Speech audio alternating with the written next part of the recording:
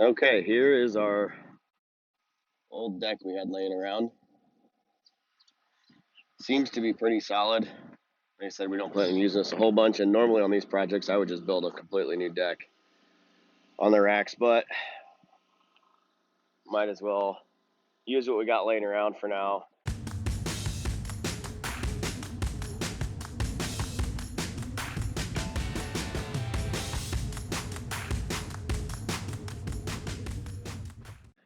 All right, got it set on there temporarily and back in the shop.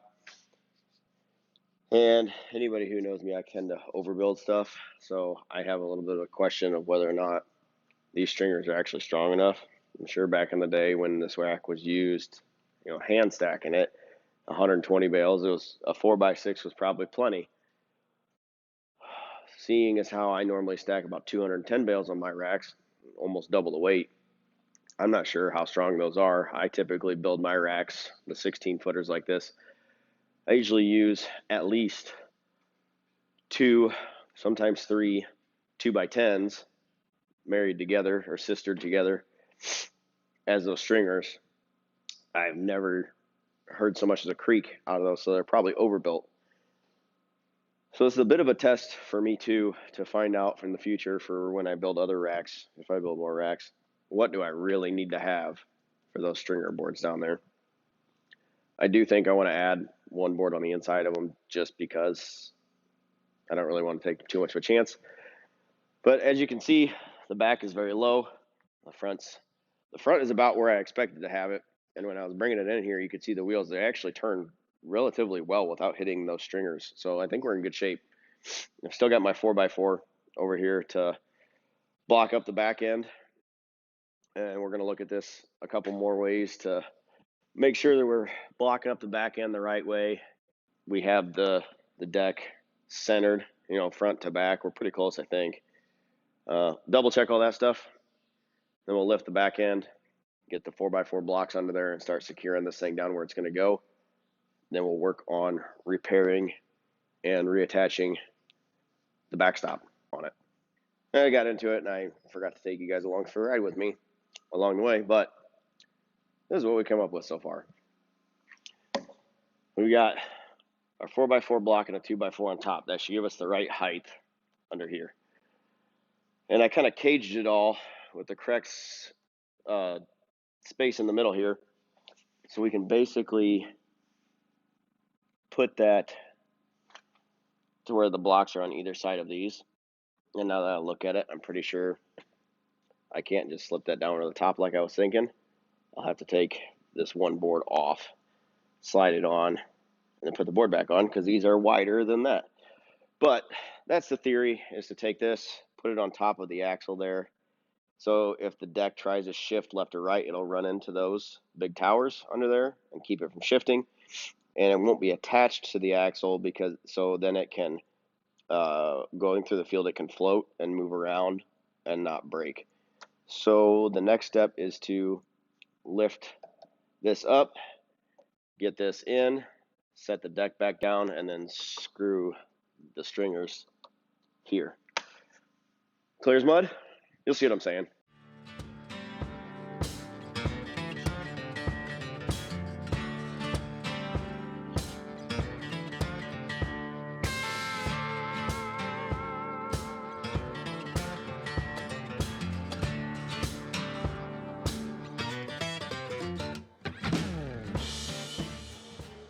Well, the way I had that anyway, with the board screwed across here, I was thinking the boards would go underneath.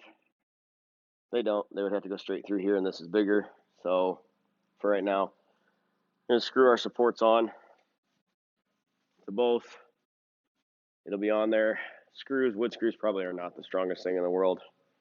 May come back later and drill all the way through and put a bolt in there. But this is kind of the free hay rack. So this is just totally a project of work with what you got, see what you can do, and see if it holds together. If it doesn't hold together, we'll build it better next time. Let's start attaching stuff.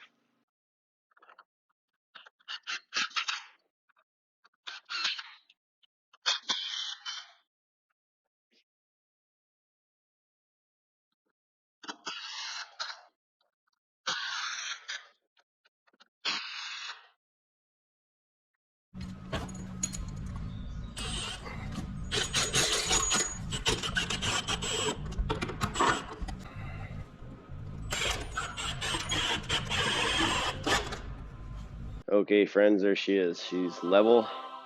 She's probably higher than I normally like, but we already discussed that's because of the wheels. It's attached in the front with a couple of bolts. Is it professional? Nope. It is total make what you can make with what you got. The mounts in the front that make it hard mounted, I would do a little differently. Most of my farmer friends would say for what I'm going to use it for, it'll work just fine. Would I patent this and try and build racks and make them this way? Not a chance.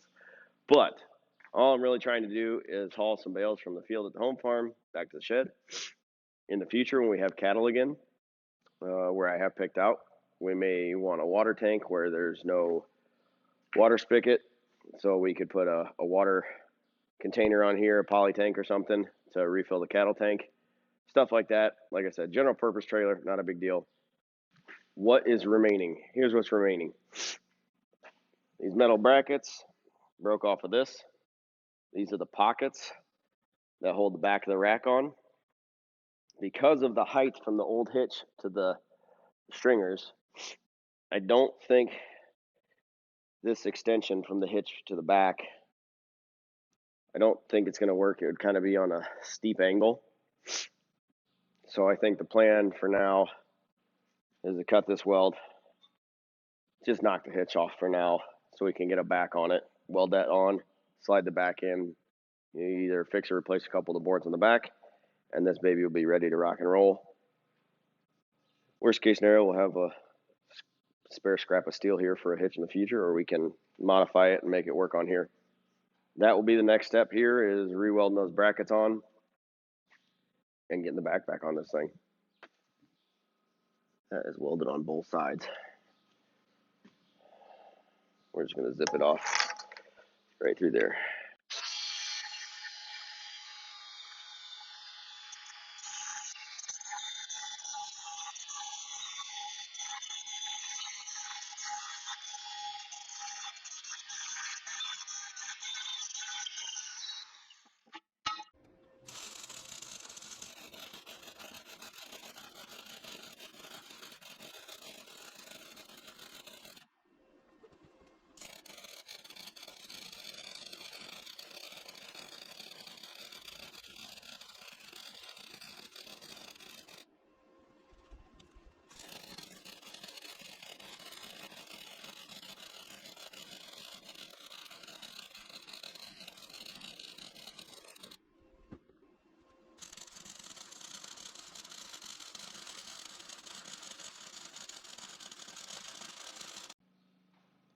Well, will I get hired as a professional welder anywhere? Probably not.